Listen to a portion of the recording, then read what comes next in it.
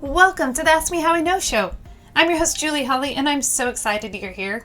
Ask Me How I Know is the only podcast in the multifamily niche replicating what takes place outside the walls of a seminar. Remember when we used to get together like that?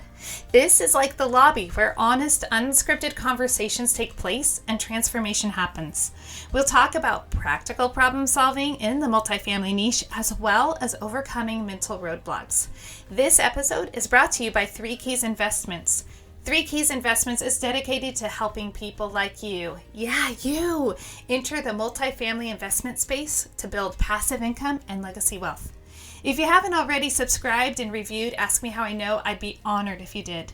Thanks so much for joining me today, and now for our featured guest.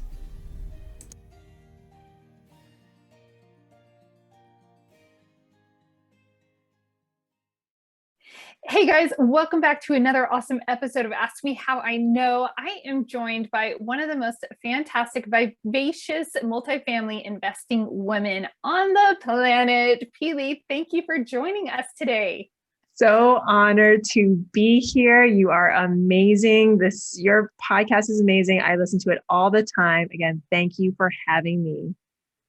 You are such an effervescent cheerleader because we met. This is another everyone who thinks of the pandemic. I put a post up today over on LinkedIn, and I put something like, man, the pandemic was so good to me. I met so many great people, and here we are again, another wonderful person that I met. Thank you, COVID. Exactly. So I'm just going to throw that out there real fast. Like, how was that for you? Like, investing in the pandemic, life in the pandemic? Like, what were some of the things, besides maybe diving into second cup of coffee, were some things that were going on that kind of helped you through that time that turned out to be like such huge blessings? So there was so many blessings to COVID, but I do want to acknowledge those people that didn't have that great of a time. And if you're in this time and you need something to take you out of it, whatever you went to, keep on listening, because Julie's podcast is all about positivity and growth. So you've come to the right place. So for me, at first, COVID was really, really scary. My daughter, she's 4 now, my middle child, she has asthma, and she was sick at the beginning of COVID. All 3 of my children were. So we actually pulled them out of school a week before. This was before testing was prevalent. We just pulled them out because she was she was sick. She didn't have a fever, but all the mamas and papas, COVID started to worry everybody. And we're just like, why don't we just pull the kids out now? And we were at first really worried. We were the most stringent person. We didn't see anybody. Everybody went into lockdown shortly after. And we were wondering what are we going to do now? Actually, this time became so creative and so amazing. I mean, we started Second Cup of Coffee, which is what you had talked about. This was our daily show. So every day at 12 o'clock Eastern, we just got together and we just talked about fitness. We talked about health. We talked about real estate. We basically talked about anything we want to talk about within a 10 to half an hour period at noon every day on Facebook. You can find us on Instagram. We're all over the place. And Jason was like, well, if we can't see anybody, we're just going to try and see as many people as possible and have as many people just see the positivity and what could happen right now. We actually also finished 75 Hard, which is a program by Andy Frisella. And that was amazing because we actually stopped that. We actually finished the entire thing in August of 2020. So there was just so much goodness. And we also closed on 4 properties. We sold one of our properties earlier in 2020 and then closed on 4 properties during that time. So it was actually a time of growth and creativity for my husband and I, and for our family. And towards the ending of 2020, we also moved to Tennessee. We were like, okay, we're going to wipe the slate completely clean and move to Tennessee, which is actually closer to all of our holdings here. But it's so amazing when you hear how, we have an opportunity when things get really difficult and it's challenging, just that opportunity to pivot and say, okay, what can I make of this situation? I'm reading right now, The Obstacle is the Way by Ryan Holiday. It's a powerful book. And he quotes like Laura Ingalls Wilder in there. And it's like, it's not that she saw, life through rose-colored glasses, but she saw the potential of what could be with hard work. That is so true. I mean, that's sort of what we were seeing. We were seeing the could be of this time period. Now we were home. We had a family office that was like in the town next door. We closed that office, brought everything indoors. Jason started even more stepping out of his position as like the construction manager of his family's company. And we became more like even going deeper into large multifamily, which was what we wanted to do.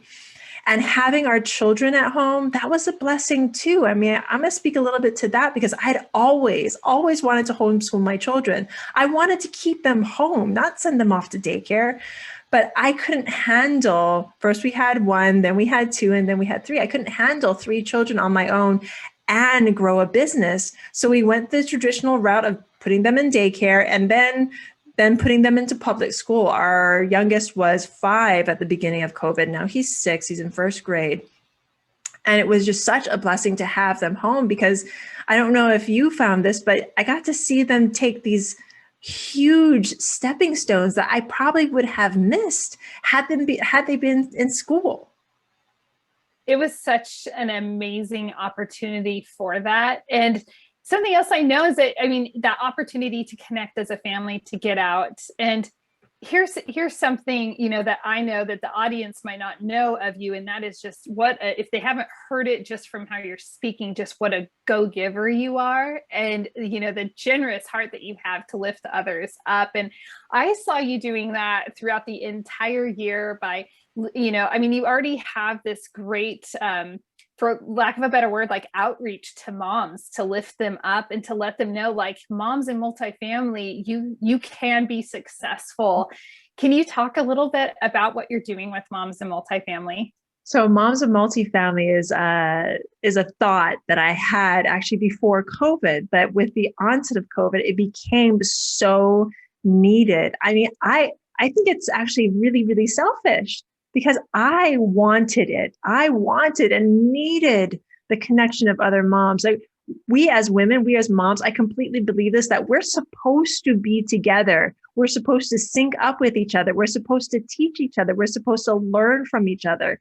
These are things that we're supposed to do as women and especially as moms. So I connected with so many different moms of whether or not they were pregnant, having their first child, had 6 children. I think the largest number was 8, maybe. It didn't matter to me. And if they were just starting at multifamily, or if they'd had 20 kabillion years in it, it didn't matter to me. What mattered to me was the connection. And I firmly believe this. We all have something to learn from each other, no matter where we are in our lives. But especially us mamas, I needed to have those conversations. So I also created a Facebook group for all the mamas that were in my group or who I talked to.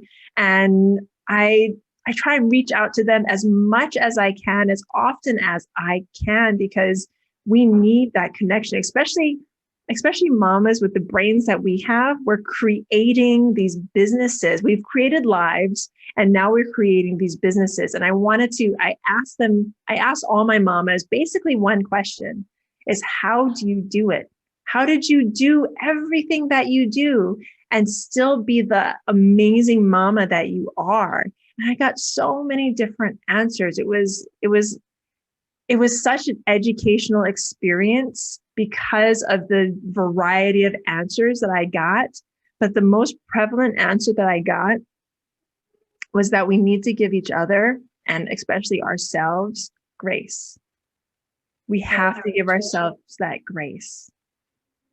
I love that. If you are a mom and you are into investing and I would say, you want to just grow, that you're right when you say that there's something about this mindset and like being a mom is so fulfilling and rewarding. And then but to have these ideas in your head that you want to also act upon and bring, breathe life into as well. It's so important to have that community to know, oh, I'm not alone in charting. I'm not charting a new path. Other people, other women, other moms have done this before me, and they can give me advice and encouragement, and I can reciprocate that. And you've done an amazing job cultivating a powerful community. What advice would you have, like advice? I don't like that word advice necessarily. So let me scrap that word from the record and just say, what have you heard aside from grace? One or two practical things that you've kind of pieced together from your interviews. And by the way, you can go and, watch and listen to these interviews. So maybe we'll drop a link so that anybody can, catch up on those. If you're a mom and you're like, oh, I want to get in on that. That sounds like exciting. So it's available. You can listen to all these great interviews with moms. So I just talked over the answer, huh? Go ahead and share now. Your turn.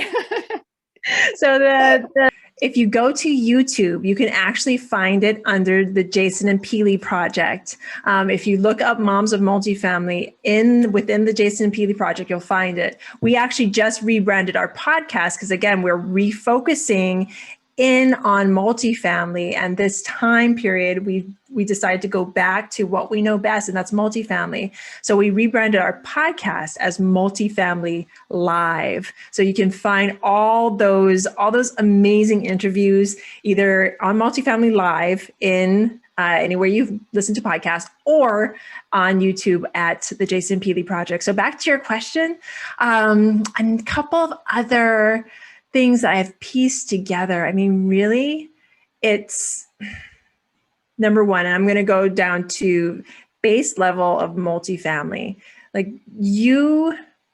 think we don't give ourselves enough credit as mamas, especially mamas in business.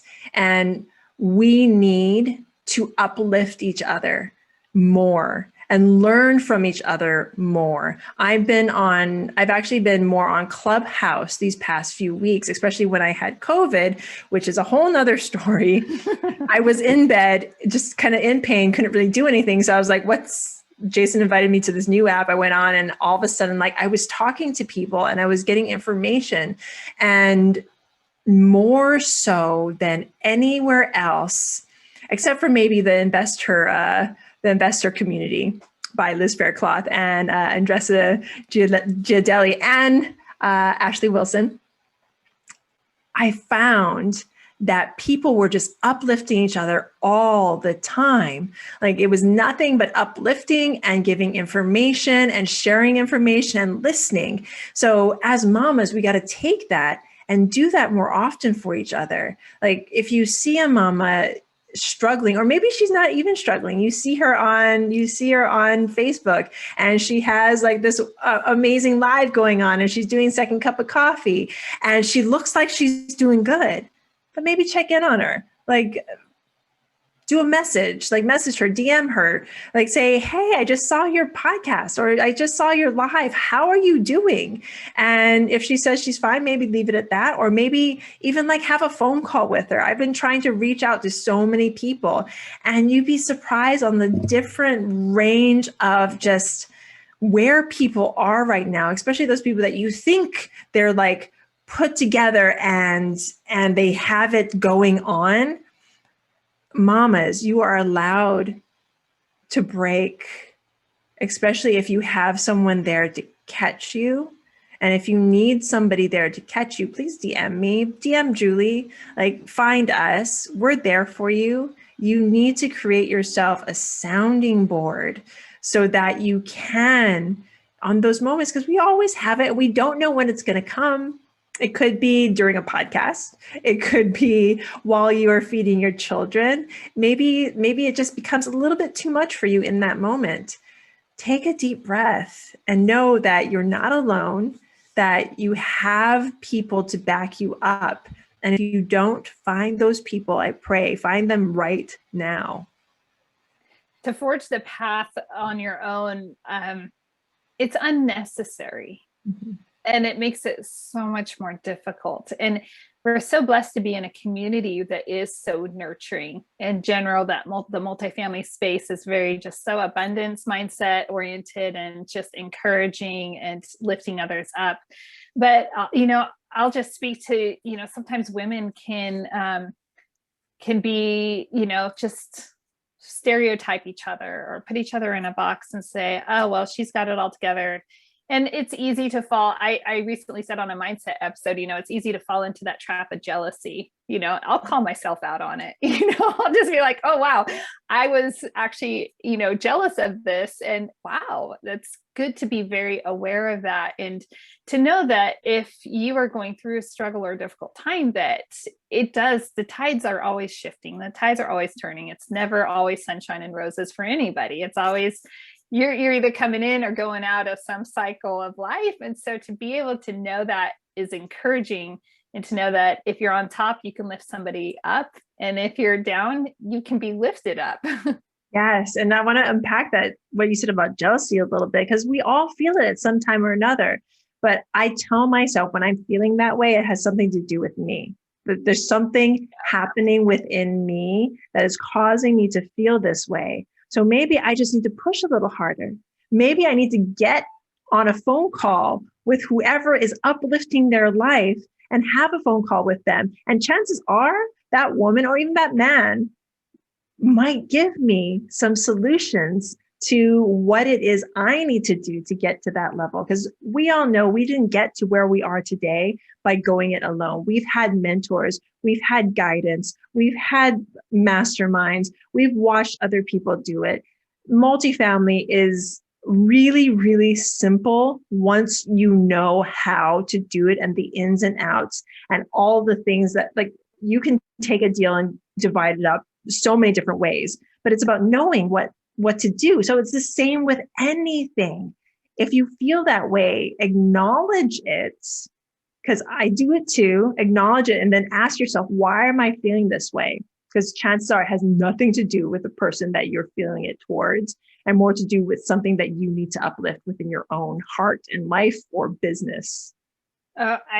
I echo that 100 million% right there. And, I'll tell you, when I find that jealousy in my own heart, I notice that it usually is, I'm frustrated because I can see the process. I know where I want to go. And there's a pain point that I have, just like you said, there's something that needs resolution and I haven't been able to name it. So I haven't been able to break it apart and go past it. And so, reaching out to someone the moment you just simply address and say, oh, I have this jealousy in me.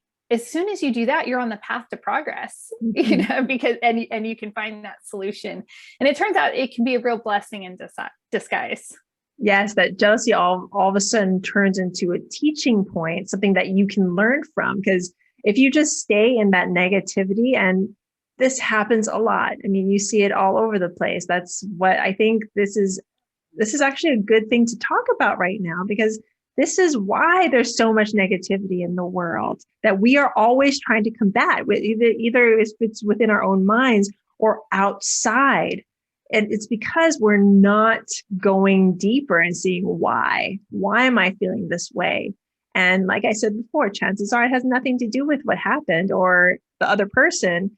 It's about you needing to level up, you needing to take your life to that next level. And chances are, oh, you listeners out there, you are right there. Yes. That person that you see that has everything going for them, they're working as hard as you are. You are right there to get where you want to be. And it's going to look different.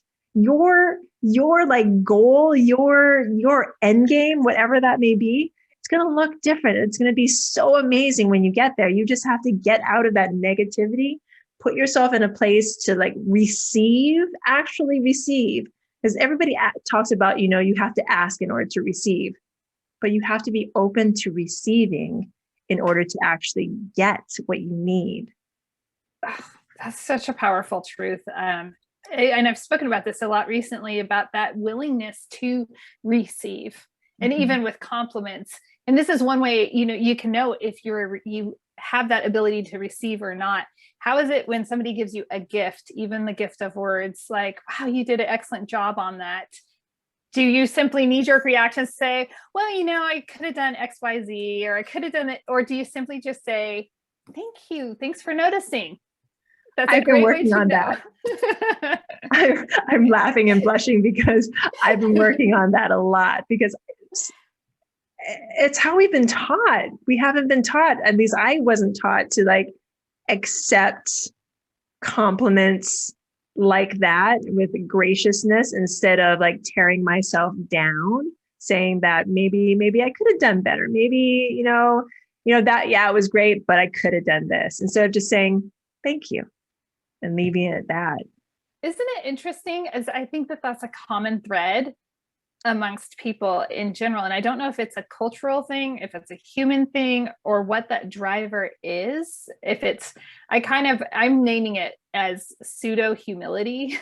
It's supposed to be like, it's kind of cloaked as humility, like, oh, I can't receive this compliment, but someone gave me this compliment, so I better, kind of negate it somehow. It's like, no, humility is receiving something. It's very challenging.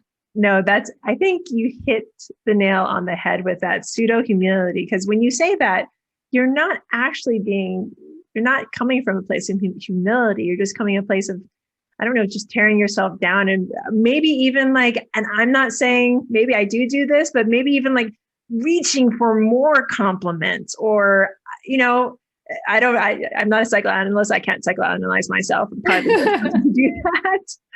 But I've had to teach myself how to say thank you and just kind of leave it at that. Thank you. And if they want to take it any further, then, and if they want to learn from me or anything, then you take it that step further. Then you can be like, okay, well, this is what I did right. Obviously you see this, but these are some of the things that I did wrong that maybe you can improve on. See, that conversation is being of a giving sort. The other way was not. That's a great example. That makes total sense. And that's such a great way of explaining it also. You're an expert at that. An expert I work hard. You do. You know what? Thank you. Thank you for that compliment. Ta-da! Well done. I'm also going to compliment you with a gold star. Okay. So, Pili, I love hanging out with you and sharing space with you. You accomplished so much during 2020, and closing selling and then closing on 4 properties. That's a big deal. I don't know. Some people listening might not understand that that's a big deal, but that's a big deal. So how is that for you when you're managing all of these responsibilities? You've got your 3 kids in tow, not in school, and you're managing kiddos, and you're managing a business, and you're rebranding a podcast, and you're doing Second Cup of Coffee, and you're doing 22-day push-up challenge, and you're like cheerleader for everybody. So 2 questions. Where does that energy come from for you? And then let's talk about that, just some of the facets of the multifamily part, how you navigated that with all your other responsibilities. So there's a reason why I called our pod or our live show Second Cup of Coffee. I was usually on my 3rd cup. No, but seriously, we, like Jason and I, we wake up with intention. We have to. We have 3 kiddos who are very energetic. So once they're in my life, they're just there, and they're just like, you know what, we want your attention. We want your all. So honestly, to answer your question in just kind of a few words, teamwork. And really, because of COVID, it became me and Jason for a while. So our team, and we had this conversation before, previous to COVID, like this is like after our first child, we were like, because we started to get into arguments about who did what. So we finally sat down and we're just like, okay, if S8 hits the F, then Jason, you're going to go business and I'm going to go family. We're going to intersect some ways, but we're going to need to do the whole, like, I'm in this position and you're in this position. So when COVID first hit, for the first, I would say 3 weeks, we did that. until we could fully navigate how the new systems were going to work. Because all of our systems just went to, and this happened to a lot of people, hell in a handbasket, because we had to let go of our administrative assistant. Our other assistant was working from home, but we didn't have we didn't have daycare. We didn't have any of those things. Finally, I was actually lucky enough, again, talking to people, getting out there. One of our neighbors had a nanny, and we talked amongst ourselves, and we ended up quarantining together and sharing that nanny. So that actually helped me to get back into the business. Not that I was ever out of it. We were still doing the lives. I was still handling marketing, but now I went from having, because they were in daycare all day, I had a full day basically from 8 to 5. Which is huge. Huge. All of a sudden, my 8 to 5 workday basically went into nap times, went into spaces where they didn't need me, which was absolutely never, or went into spaces where Jason could watch them and I could go work on the things that I was really good at, which was so I maybe had 1 to 2 hours a day. And that's also like not sleeping as much as I should at night. But that's what, I mean, sometimes especially during this time, we had to make things happen. Yep. So once we finally got to bring in the nanny, we finally got to intersect things more. Did I answer your question? Yes. Oh, yes. So teamwork. And it goes into like, we ended up hiring a VA to handle all of our podcast stuff. We ended up hiring, we actually ended up hiring our own nanny to come in, and we were very COVID, like we took care of all of that. If anybody's wondering, we were very careful. And she was wonderful with the kids and helped me extend my workday a little bit. And it really just, I mean, I can never say that I did it all alone, because number one, Jason, my husband, and I are a partnership in everything, but it's the people that you bring in to help you. It's the leverage that you get. It's the people that you get to file things, even if it's online, to make sure your systems aren't breaking, to have that VA tell you, oh, by the way, you have this meeting coming up in ... time. So it's having and leveraging those people. So going to the multifamily aspect. So these were properties that we had been looking at before, and taking those down, we had to be very careful. Let's just say careful. Definitely. Because like all of a sudden our underwriting changed. I want to say slightly, because Jason and I are already really conservative when we underwrite, but I was even more conservative in the deals that we were taking on. So we could have done probably closer to 6 or 7 during COVID. The 4 that we did was with very close partners and properties that we brought to basically our own table that we acquired. There were 3 other people that brought their deals to me and Jason, and I had to refuse. The numbers, oh my goodness, the numbers were phenomenal, but I had to refuse because like talking with investors and investor relations, that's where I shine. And I just didn't have the time. I couldn't, not with the kids home, not with trying to tackle everything that we were doing. So that's my other piece of advice to everyone that's listening. Sometimes you have to say no, because every time you say yes to something, chances are you're saying no to something else. So if I had said yes to any of those 3 deals, that would have been taking more time away from my children and mine and Jason's relationship. Because now, like, you know, dates kind of went out the door for everyone during COVID. So we were like having dates at home. If the nanny could stay a little bit, we just lock ourselves in the room and like have coffee together. 6 cup of coffee. Yes, the 6th cup of coffee with Jason and Pili. So it was a time for everyone. I feel blessed that during that time, we didn't get sick. Of course, when we moved to Tennessee, we actually contracted COVID. Through no fault of anybody's, we just went to the grocery store is what I'm guessing. Because previous to that, we hadn't gone to the grocery store. We were getting everything delivered. So we just moved there. I was just like, I don't know where to get deliveries from yet. So went to the grocery store. We can't really pinpoint how we got it, but it happened and we dealt with it. So I consider myself really, really blessed that we were able to not only navigate the beginning of COVID with so much success, not to say that there wasn't difficulties, because there were, and if you want me to talk more, I can delve into that. But we're blessed because we were able to navigate that, I would say, somewhat successfully. And then we actually got it. And we were blessed enough not to get the really bad version, because we were like laid out.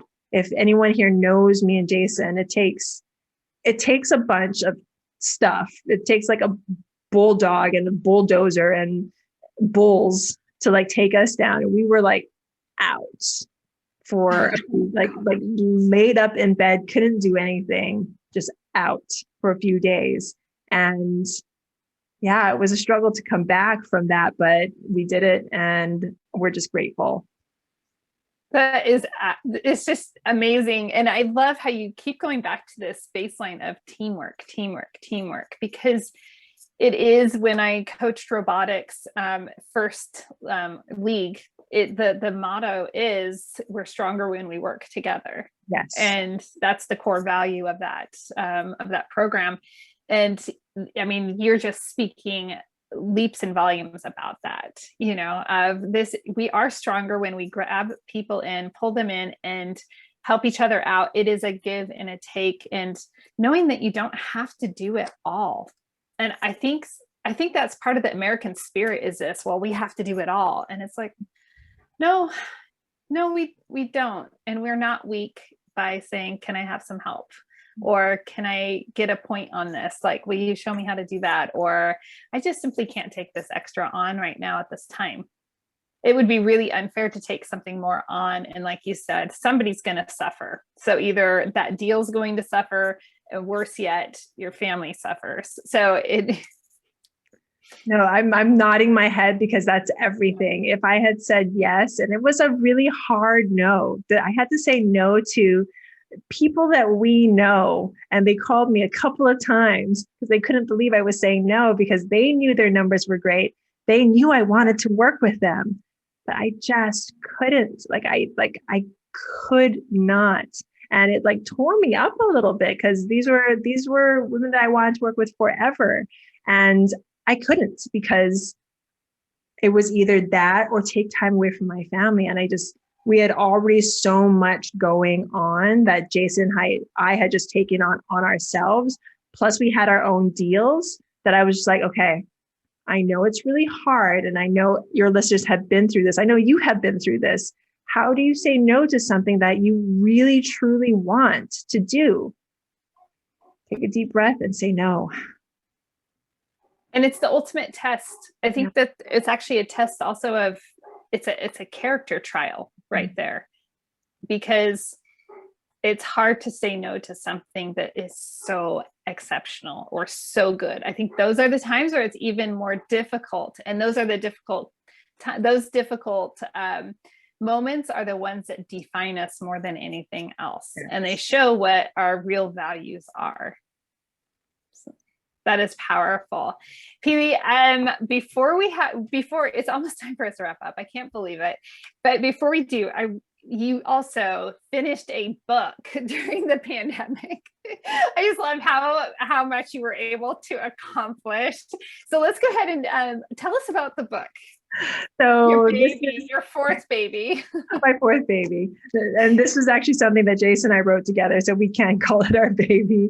So this is how to master a fit rich life in 15 days. So this is basically everything that Jason and I have gone through to get to where we are, from hardships growing up to hardships finding each other, to hardships together, to our struggles with being fit, with like exercising, to just how to get into multifamily too. We talk about a little bit in here too. So it's just 15 steps. And it's one of those books that it's so close to me, because so much of me is in this book. And so much of Jason is in this book. I mean, he shares things that he hasn't shared with very many other people. So you can actually find this book at fitrichlife.com/book. So again, fitrichlife.com/book. We're super proud of it. And I mean, if you're having any trouble with like self-limiting beliefs, even if you just want to read a good book, this is the book for you.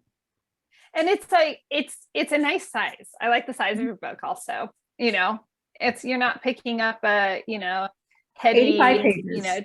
Textbook. You're picking up something that's going to inspire and motivate you, and is probably going to resonate with you in some seriously powerful ways. Yeah, I can't wait for this book to get out to more people. It's 85 pages. It's a quick read. And if you want more information, you can always come to my podcast.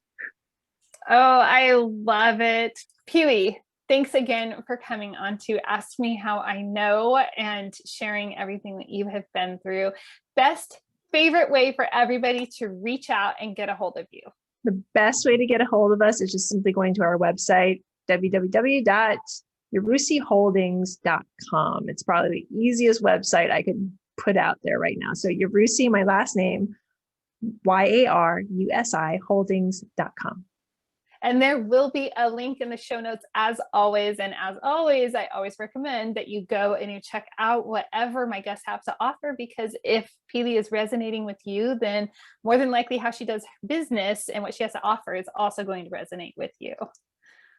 Okay, well, until next time, sweet audience, you are one step away from the goal, the life of your dreams, one step away from finding your freedom. So go and take that step. Thanks so much for joining me for another episode of Ask Me How I Know. This episode was brought to you by 3 Keys Investments. They are dedicated to helping people like you, you, my awesome listeners, develop passive income and legacy wealth through multifamily investing.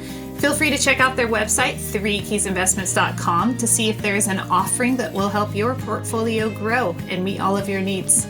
If you haven't already rated, reviewed, subscribed, liked, all of those bells and whistles, I would be absolutely honored if you would do that for Ask Me How I Know. Thanks again, and go make it a great day.